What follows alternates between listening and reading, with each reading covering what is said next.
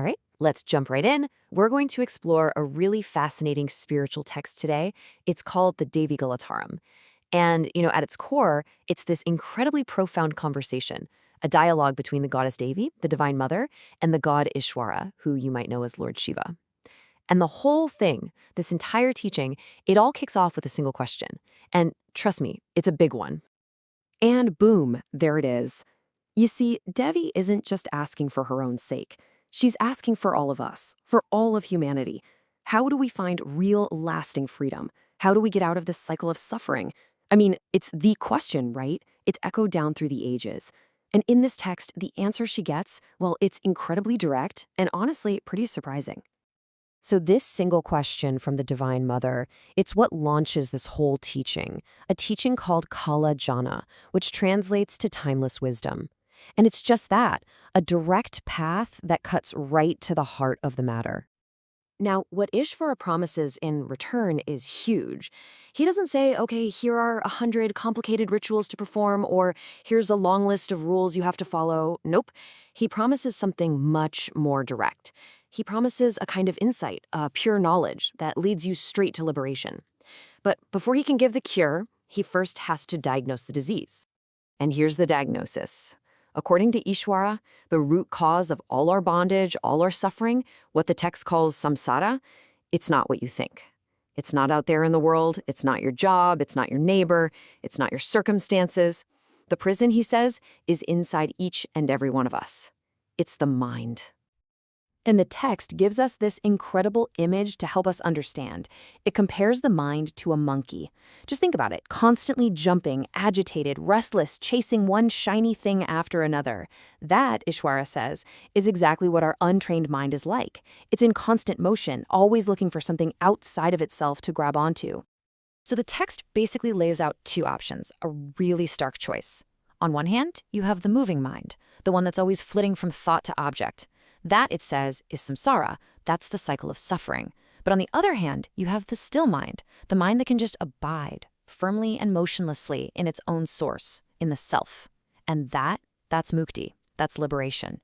It's a really simple equation, but wow, is it profound. And just to make sure we're all on the same page, let's be crystal clear about what this enemy is. Samsara. It isn't the world itself, right? It's the bondage we create with our mind's constant reaction to the world. It's the prison that's built brick by that restless monkey mind. So the big question is, how do we break out? Well, the solution this text offers is pretty radical, to be honest. See, most spiritual paths are about adding something, right? You add a new practice, you add a mantra, you add a belief system. The Devīkalottaram does the exact opposite. It proposes a path of subtraction, a path with, get this, no support whatsoever. And this is the core practice. It's called Niralamba Yoga. Niralamba literally means unsupported. And that's exactly what it is. It's a meditation where you intentionally don't give the mind anything to hold on to.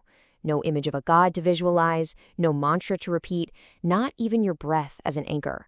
The entire practice is about letting go of every single support. Okay, so you're probably thinking, how on earth do you even do that?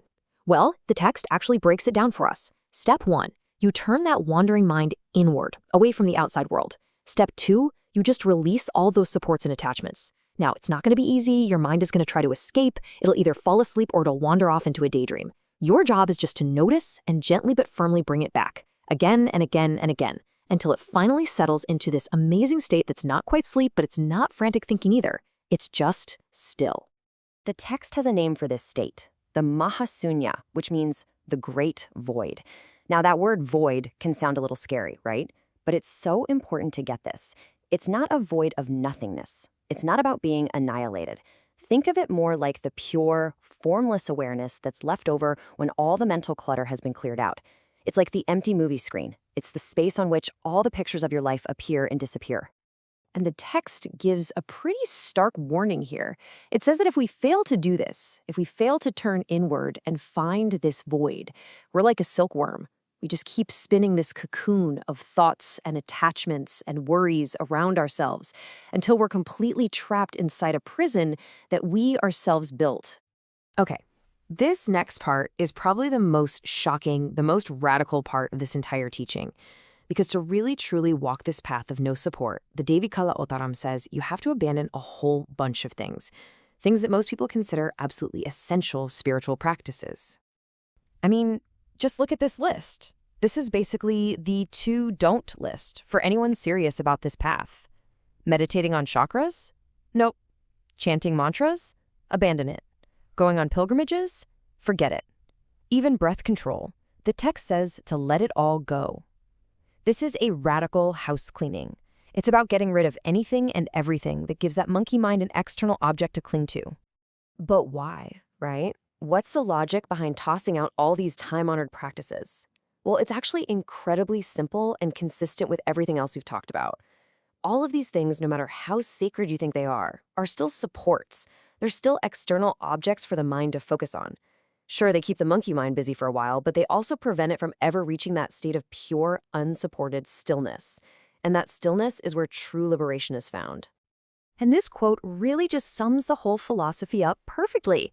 The highest goal is jhana. That's direct knowledge, direct experience of the self. And to get there, the text is completely clear, no ambiguity. You don't need to know anything outside of yourself. The answer isn't in some special ritual, it's not in a holy place, it's not in a clever technique. It's already inside you. So, what happens if you actually do all this? If you manage to quiet the mind, release every single support, and abandon all those external practices, what's left? Well, this is where we get to the payoff. This final section is all about the incredible realization that dawns when everything else has fallen away. And I want you to really think about this for a second. When the mind is finally, truly still, when it's stripped bare of all its usual distractions and activities, what is the reality that's left? Who or what are you in that moment? The first thing that hits you, according to the text, is this profound sense of solitary existence. All the labels, all the attachments, all the relationships we use to define ourselves, they just fall away. And what's left? Just the pure, simple, unadorned fact of being. I alone am. But here's the thing. This isn't a lonely or isolating feeling. It's actually the doorway to something so much bigger. Because from there, you take this breathtaking leap. From that simple, solitary I am, the realization just explodes outward to include, well, everything. The liberated person has this unshakable conviction. I am the supreme Brahman. I am the ultimate, all-encompassing reality. I am the master and lord of the universe. It's that classic shift, you know? You stop seeing yourself as just a wave, and you realize you are and always have been the entire ocean. This right here, this is the absolute climax of the teaching. This is the text's description of your actual true nature. You're not a person. You're not a body. You're not even your mind. You are limitless, pure awareness. Immaculate, meaning totally untouched and unstained by anything that happens. Forever present and everywhere at once. This is the freedom that Devi was asking for at the very beginning. So what does that feel like?